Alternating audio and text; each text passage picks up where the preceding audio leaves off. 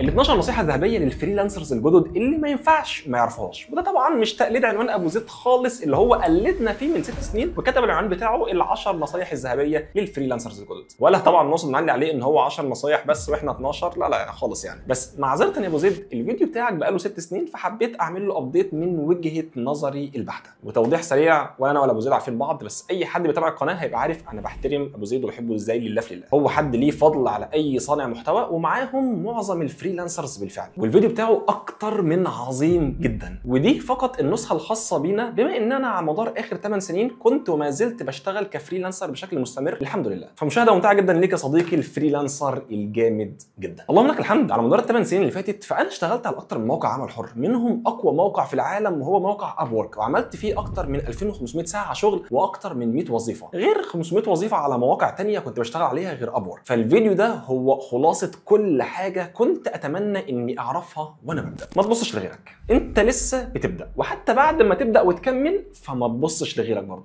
دي القاعده الاولى اللي حبيتك تفتتح بيها المجال ده، وده لان اي حد بيبدا شغل على موقع عمل حر فهو بيبقى سمع عنه من حد تاني، او شاف حد كسب مبلغ معين، او هو دخل بنفسه وعمل بحث على ناس ولقاهم كاسبين مبالغ كبيره، وهنا بتبدا عينه تلمع ويقول انا هبقى زيهم امتى وهبقى زيهم ازاي، او يتشائم ويقول خلاص الناس دي قفلت اللعبه وانا عمري ما هوصل اللي هم عملوه. والاخطر من ده كله انك تحقد عليهم وتبص لهم في رزقهم، خصوصا لو كانوا اخواتك مسلمين زيك زيهم يعني. فانت في مجال بتشوف فلوس رايحه وفلوس جايه فيه، لو ما قدرتش تحكم نفسك وتفتكر ولا تمدن عينيك الى ما متعنا به ازواجا منهم زهره الحياه الدنيا لنفتنهم فيه ورزق ربك خير وابقى، وتفتكر كمان الجزء من الايه اللي فيه ولا تجعل في قلوبنا غلا للذين امنوا. فانت كده يا صديقي لو ما افتكرتش ده هتقع في فتنه كبيره جدا هي من اخطر مشاكل الفريلانس اللي ممكن تواجهها في حياتك. فانا عشان بحبك خليتها لك رقم 1. ابدا على موقع خمسات. وهنا لينا تعقيب سريع، انا ما بقولكش اشتغل فقط وكمل عادي على موقع خمسات، بس بقول لك ابدا عليه. وده لان موقع خمسات فيه ميزه رهيبه جدا هتفرق معاك كفريلانسر جديد. معظم المواقع حاليا بقى فيها فلوس بسيطه او كتيره بتدفعها في مقابل بعض المزايا، منها انك تقدم على شغل اصلا. فبما اننا في البدايه وغالبا انت لسه بتخبط في المجال ومش عارف تبتدي ازاي، ولا عارف نكتب عروض عمل بتاعتنا عامله ازاي، ولا عارفين معرض اعمالنا شكله عامل ازاي، فبيبقى المواقع اللي بفلوس ديت كبدايه لينا مش احسن حاجه. خمسات ده هو من المواقع تقريبا الوحيده اللي ببلاش كامله، واللي بيخليك تشوف باقي الفريلانسرز اللي معاك بيعملوا ايه عليه وبيكتبوا ايه. انت بتقدر تشوف العرض العام بتاعهم كامل، فتقدر تحسن من مهارتك عليه كفريلانسر، وبعدها تقدر بقى تقرر اذا كان هو موقع يستاهل تكمل عليه وفي فرصه مناسبه ليك، ولا تشوف موقع تاني اتقل واحسن منه. ففي الحالتين سواء ناوي تكمل عليه او مش ناوي خلاص يعني بس تستكشفه، فاعمل اكونت بسرعه جدا عليه وادخل على مكان طلبات الخدمات الغير موجوده وشوف الوظائف اللي انت بتعرف تعملها، وبص على الناس مقدمه ازاي، بتكتب ايه، ولما تدخل البروفايل بتاعها عامله ازاي ومنظمه دنيتها ازاي وخدمتها ازاي. فاول حاجه ابتدي على خمسات. العمل الحر مش دايما معناه انك حر، يعني هتشتغل وقت ما تحب وهتشتغل في المكان اللي تحبه، هبعت وظيفه النهارده وباقي الاسبوع هريح. لا يا صديقي نهائي، هو معناه انك حر تختار مواعيدك وجدولك حسب حياتك انت ماشي ازاي، حسب ظروفك اللي انت بتظبطها. بمجرد ما تبقى انت عارف ظروف حياتك فانت هتحتاج انك تحط جدول ونظام تلتزم بيه في الحكايه دي، حتى لو كان جدول بسيط اللي هو هدي ساعه واحده في اليوم للفريلانس، بس تلتزم بيها وما تجيش عليها. لان لو المفهوم ده مش عندك هتلاقي نفسك بتفقد فرص كتير كانت ممكن تجي لك بسهوله جدا، بس انت ما خدتش بالاسباب الكامله لده. ومن اهم الاسباب في المجال ده انك تعرف وقتك وتختار دنيتك بناء عليه وتحافظ عليها. فتاني حاجه انت بتحدد وقتك اللي تلتزم بيه بعدها، فانت مش حر تماما، انت حر تختار الحاجات في الاول، بمجرد ما تلاقيها مناسبه ليك التزم بيها عشان خاطرك. رابع حاجه يا صديقي،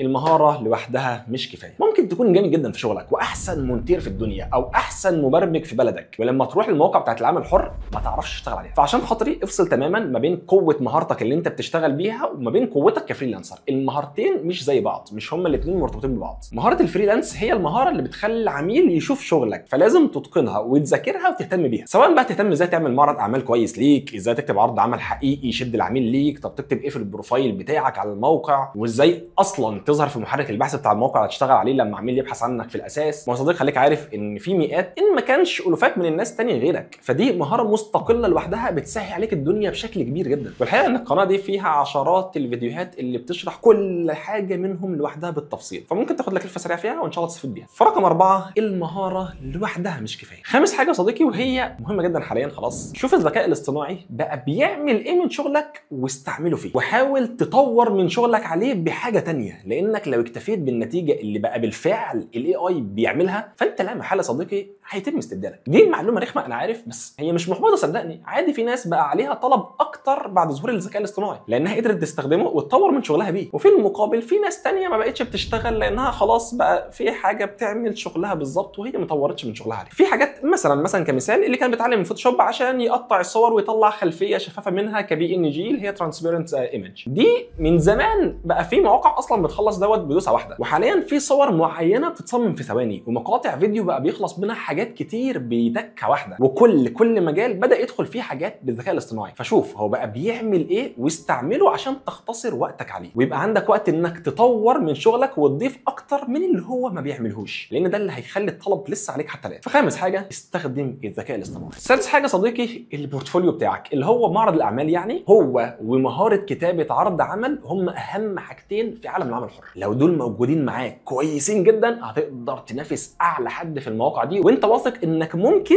تاخد الوظيفه منه، لان دول اهم حاجتين العميل بيبص عليهم، ودول اهم حاجتين لازم تتقنهم. وانا بقول لك ده عن تجربه شخصيه على الاكونت بتاع العميل بتاعي. انا عندي اكونت عميل بطلب منه خدمات على موقع ابورك، وكمان اعرف عملاء كتير بيطلبوا هم كمان خدماتهم على موقع العمل الحر زي ابورك. فدول اهم حاجتين لازم تتقنهم تماما وتذاكرهم كويس جدا، وتعمل معرض اعمال ليك قوي جدا يناسب طريقه العرض والطلب اللي موجوده حاليا. ولو مش عندك ده يبقى الاحسن انك تستنى، ما تقدمش دلوقتي على المواقع دي لحد ما تتقنهم وتعرف تعمل معرض اعمالك كويس. فسادس نصيحه ليك البورتفوليو وطريقه عرض العمل هم اهم حاجه. سابع حاجه يا صديقي وما رضيتش احطها رقم واحد عشان نفصل شويه، بس هي والله مهمه جدا، انت رقيب نفسك. محدش يعرف انت بتشتغل ايه ولا بتجيب فلوسك من شغل نوع عامل ايه، والموضوع ده هتلاقي شغل اللي بيزغلل عينك فيه وهو حرام تماما، فحاول عشان خاطري ما تقعش فيه. واذكر مثال انا بستشهد بيه دايما، ان في فتره ما كنت في حاجه ماسه لفلوس ربنا يعلم دوت، ويجالي مشروع سعره 5 اضعاف سعر الطبيعي. بعد ما دفعت على كل حاجه اكتشفت انها في الاخر شركه خمور، اللي هي ملعونه وملعون كل حد بيقرب منها بنص الحديث الشريف. فانت ممكن تشتغل الوظيفه دي محدش يعرف ان انت اشتغلتها، محدش يعرف انت عملت ايه اصلا ولا اي حاجه عنك، ولا حد هيبص لك بصه مش تمام اللي انت الحق بتشتغل مع شركه عامله ازاي، محدش يعرف اي حاجه صديقي، لان انت رقيب نفسك والله رقيب عليك. فلو شلت ده من الحسبه هتقع جامد.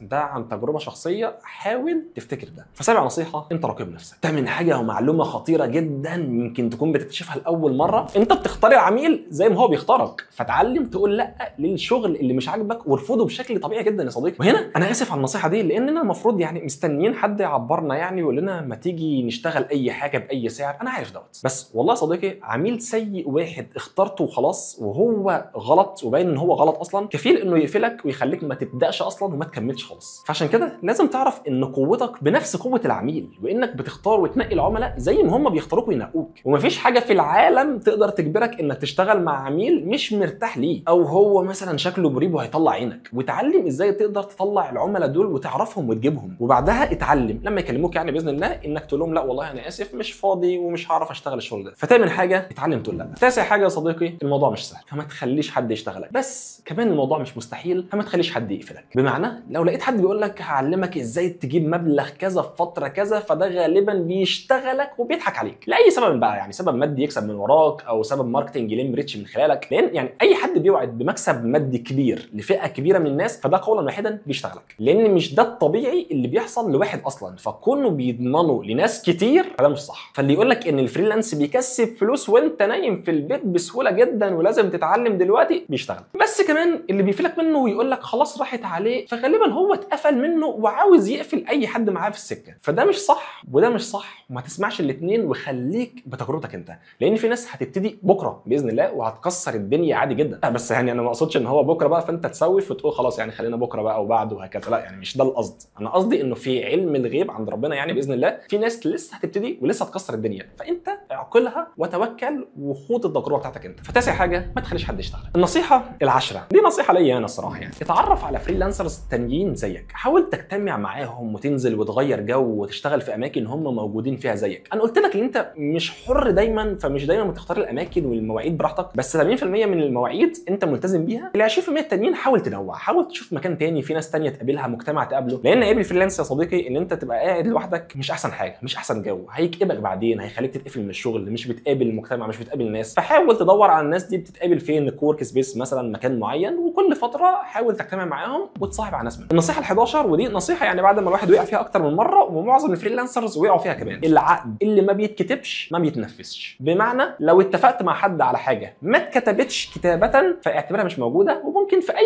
اي وقت كده يكلم مراته، يكلم بنت خالته، بنت عمته اللي جايه من الخليج، تقول له اي معلومه تحصل كده، لا والله المكان ده مش عاجبني غير ده كله تاني. بس يا باشا ده كان اتفاق بينا وبين بعضينا، ده احنا لا والله مش فاكر يا باشا، بس كده لا والله مش طبيعي، معلش احنا مش عاجبنا. فالعقد من اول يكون واضح وصريح، في كذا هنعمله، في كذا. خليك مرن مع العميل، ما عنديش مشكله فيها، بس حاول توثق الاتفاقات بتاعتكم عشان ما تتسوحش بعدين والعميل كمان ما يتسوحش معاك. فالنصيحه ال11 العقد اللي ما بيتكتبش ما بيتنفذش. اما النصيحه ال12 يا صديقي، روح اتفرج على فيديو ابو زيد لانه فيه 10 نصايح مهمين جدا جدا انا استفدت بيهم الحقيقه لما بدات في عالم العمل الحر، وهو كان من اوائل الفيديوهات اللي اتكلمت واخدت بايد الواحد في المجال دوت بما يرضي الله، والواحد استفاد منه جدا. فروح اتفرج عليهم، هتستفيد منه ان شاء الله، وما تنساش تاخد لك لفه في القناه اللذيذه كده، هتلاقي فيديوهات كتير بتعلمك الفريلانس. اشوفك على خير، سبحان ربك رب العزه عما يصفون، وسلام على المرسلين، والحمد لله رب العالمين.